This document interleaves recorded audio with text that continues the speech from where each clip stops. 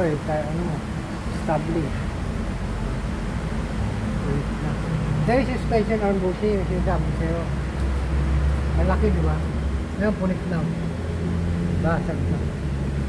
Kasi pag nagpalit ka nitong malaki, siya may maliit. Kasama. Oh. Pag sa Toyota ka bumili, buo to. Oo, buo. Oo, buo. Mahal yan. So, ang problema, ito, sira. Oo, basag na. Oo. Ito rin.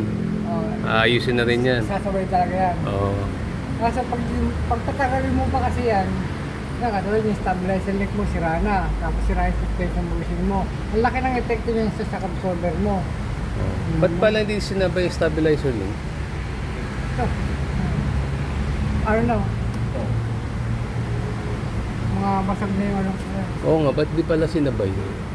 Pag nagpalit kayo ng suspension arm bushing mo, Kasabay yan. sabay. Ah.